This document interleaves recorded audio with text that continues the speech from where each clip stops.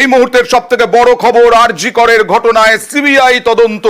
High court বলে দিল যে আর কোনো সময় নষ্ট নয়, সিবিআই তদন্ত। আরজি করে সিবিআই। এর আগে রাজ্য বা মুখ্যমন্ত্রী মমতা বন্দ্যোপাধ্যায় চেয়েছিলেন আরজি করে সিবিআই হলে হবে। আরজি করে সিবিআই এর কথা কালকেও বলেছিলেন মমতা বন্দ্যোপাধ্যায়, এবং তিনি বলেছিলেন যে রাজ্যের কোনো আপত্তি নেই এই আরজি করে সিবিআই তদন্ত হলে পরে। আরজি করে মেডিকেল চিকিৎসককে ধর্ষণ খুনে সিবিআই তদন্তের নির্দেশ হাইকোর্টের।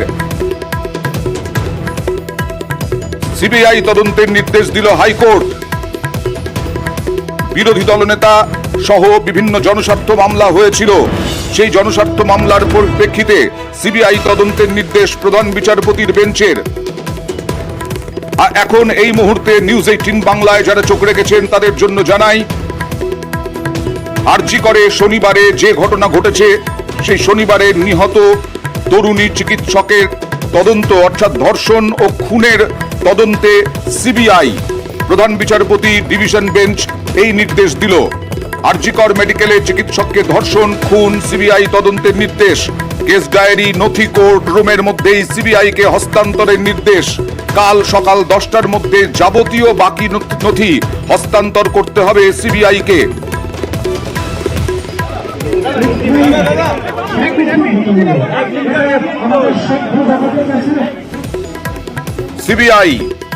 সিবিআই তদন্ত এবং সময় নষ্ট নয়, হাইকোর্ট জানিয়ে দিল।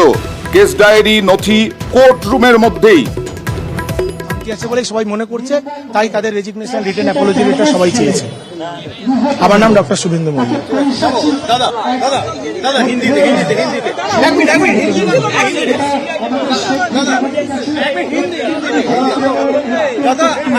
हाईकोर्ट ने सीबीआई इंक्वायरी का जांच का निर्देश दिया है। आरजी कर का घटना में क्या कहना है आपका? देखिए, ये अभी मीडिया में पता चला है सीबीआई इंक्वायरी के लिए बोला गया है, मगर हम लोगों का जो डिमांड था पहले दिन से, जो highest level of inquiry that is judicial inquiry, ये तो हमको अभी नहीं मिला। मगर ये हम सुना है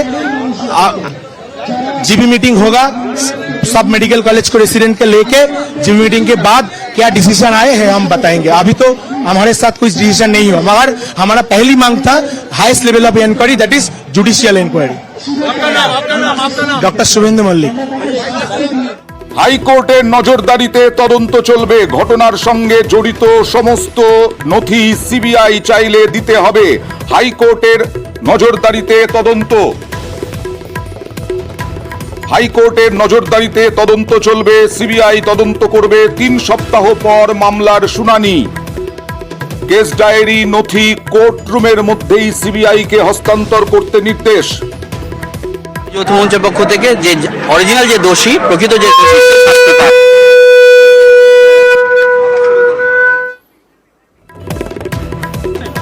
আমরা তো প্রথম দিন থেকেই চাইছি যে জুডিশিয়াল এনকোয়ারি হোক, যাতে হাইয়েস্ট লেভেলে এনকোয়ারি হোক, কোনো রকম বায়াসনেস সেখানে যাতে না থাকে, কোনো আড়াল আবডালের ব্যাপার যাতে সেখানে না থাকে। তাই জুডিশিয়াল এনকোয়ারি আমরা চেয়েছি প্রথম দিন থেকে। আমরা হাইকোর্টের রায়ের অপেক্ষা করছি। আমরা এইমাত্র ঘটনাটা শুনলাম। আমরা আমাদের যে জিবি মিটিং হবে বিভিন্ন কলেজের রেসিডেন্টদের নিয়ে, সেই জিবি মিটিংয়ে এই প্রস্তাবটাকে আমরা রাখবো এবং ফার্দার ডিসকাশন হওয়ার পর আমরা জানাবো। হাইকোর্টের অনুমতি ছাড়া প্রিন্সিপাল পদে ফেরানো যাবে না সন্দীপ ঘোষকে, এই নির্দেশও দিয়েছে। আমাদের একটা দাবির মধ্যে অন্যতম এটা ছিল। এটা আমাদের আন্দোলনের, আমরা মনে করি এটা আন্দোলনের জয়। আন্দোলনের চাপে পড়েই প্রশাসন এই অর্ডারটা বার করতে বাধ্য হয়েছে। আমরা হাইয়েস্ট লেভেল অফ ইনকোয়ারি চেয়েছি, দ্যাট ইজ জুডিশিয়াল ইনকোয়ারি। যতক্ষণ না জুডিশিয়াল ইনকোয়ারি করে উপযুক্ত তথ্য প্রমাণ সহ দোষী বা দোষীদের শাস্তি দেওয়া হবে, ততক্ষণ এই আন্দোলন চলবে। আদালতের একটা পর্যবেক্ষণ।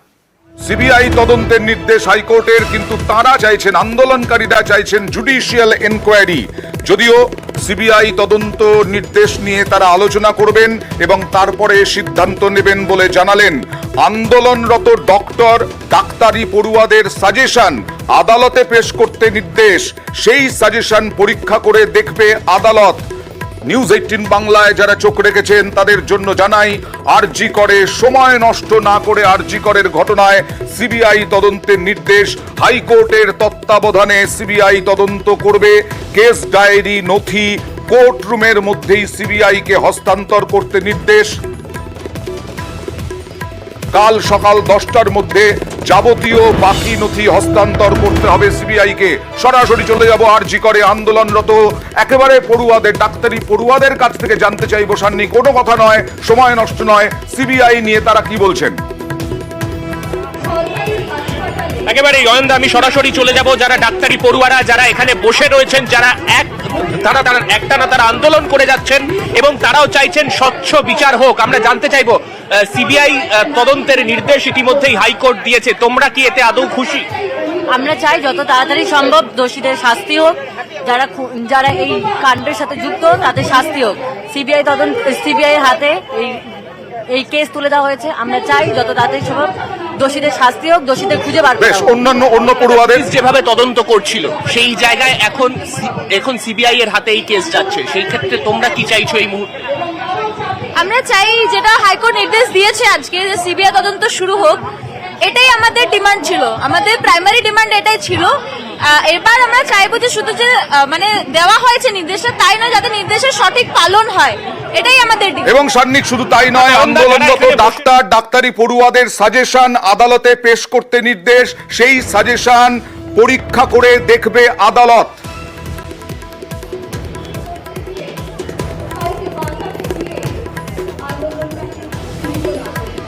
সান্নিক কি শুনতে পেলে?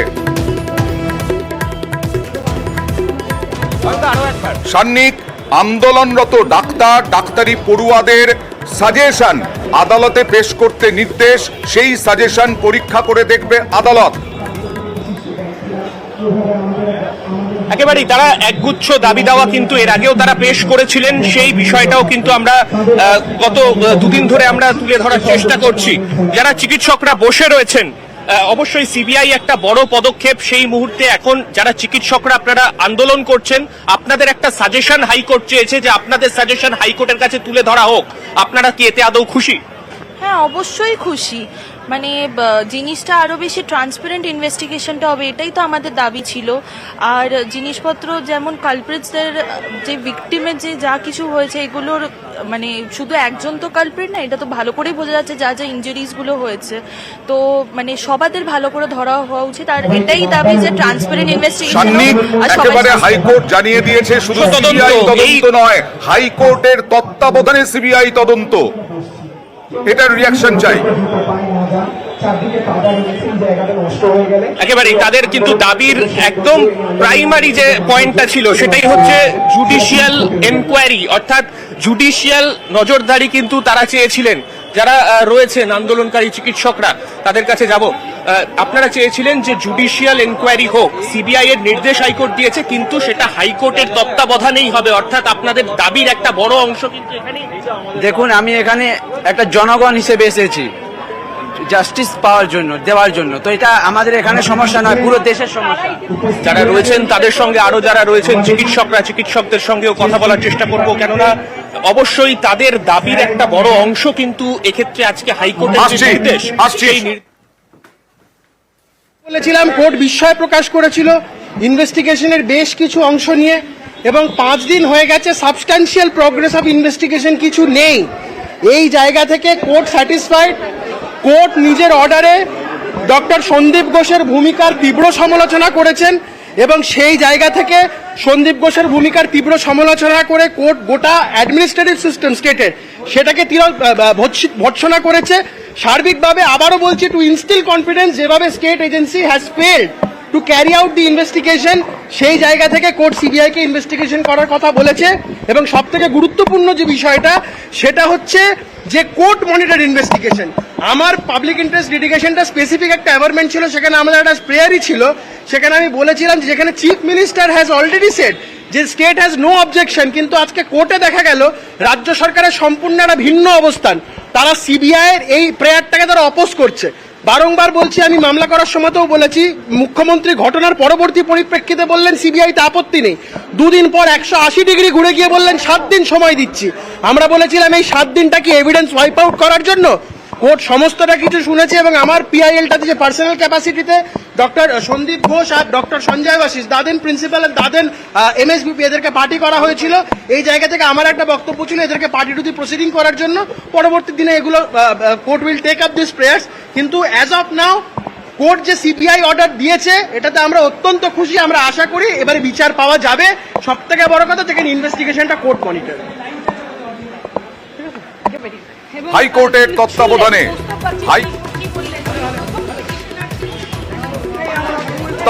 সিবিআই তদন্তের নির্দেশ। হাইকোর্টের তত্ত্বাবধানে সিবিআই তদন্তের নির্দেশ। হাইকোর্টের তত্ত্বাবধানে সিবিআই তদন্ত, ঘটনার সঙ্গে জড়িত সমস্ত নথি সিবিআই চাইলে দিতে হবে।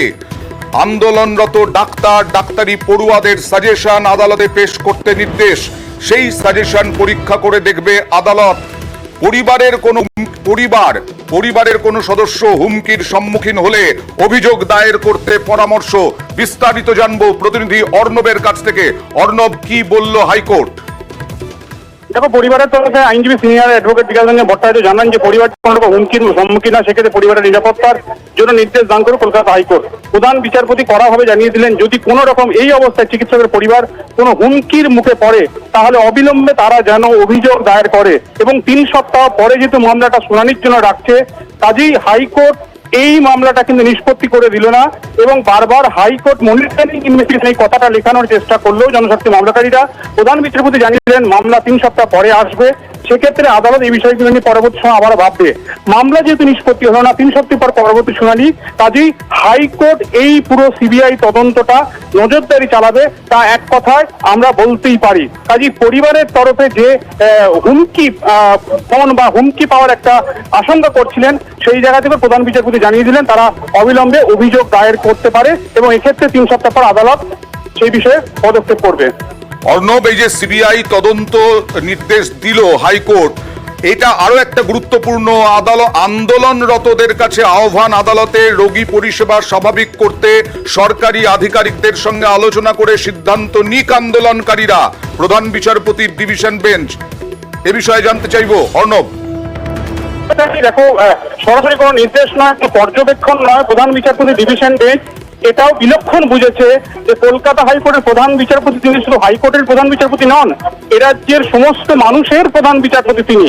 এ রাজ্যের বিভিন্ন হাসপাতালে যেভাবে চিকিৎসা পরিষেবা ব্যাহত হচ্ছে, তাই আন্দোলনরত সমস্ত চিকিৎসক বা ডাক্তার পড়ুয়া বা জুনিয়র ডাক্তার যারা আন্দোলন করছেন তাদের কাছে আহ্বান করলো কলকাতা হাইকোর্ট যে এই যে অচলাবস্থাটা চলছে সেই অচলাবস্থাটা প্রত্যাহার করার জন্য সরকারি আধিকারিক দেখাবো অর্ণব।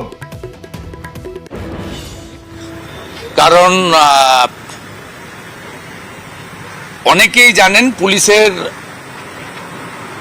কর্তারা ওই পরিবারকে ভয় দেখিয়ে বা অনেক কিছু দেওয়ার বিনিময়ে যাতে প্রকৃত নিরপেক্ষ তদন্তকারী সংস্থাকে দিয়ে তদন্ত না হয় এবং আসল দোষীরা আড়াল করে তার একটা চেষ্টা হয়েছে।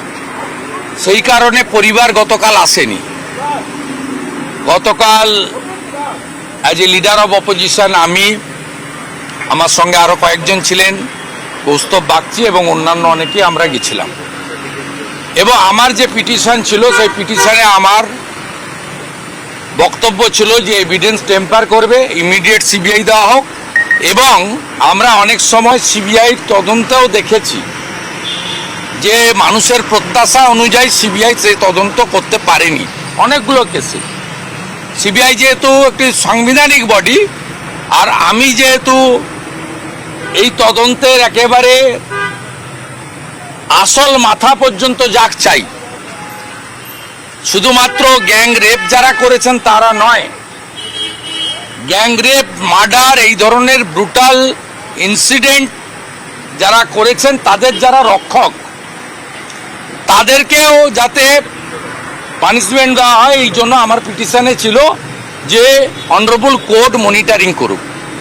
আমি স্টুডেন্টদের ডিমান্ড দেখেছি, তারা বলছিল হাইয়েস্ট লেভেলে ইনভেস্টিগেশন, জুডিশিয়াল ইনভেস্টিগেশন চাক হোক। জুডিশিয়ারির তো ইনফ্রাস্ট্রাকচার থাকে না, অফিস, গাড়ি, ইনভেস্টিগেশনের অনেক লজিস্টিক ব্যাপার থাকে। সেটা তারা নয় স্টেট গভর্নমেন্ট উপর ডিপেন্ড করে, নয় সেন্ট্রাল গভর্নমেন্ট উপর ডিপেন্ড করে। কোর্ট স্টুডেন্টদের যে ডিমান্ড সেটাও ফুলফিল করেছে।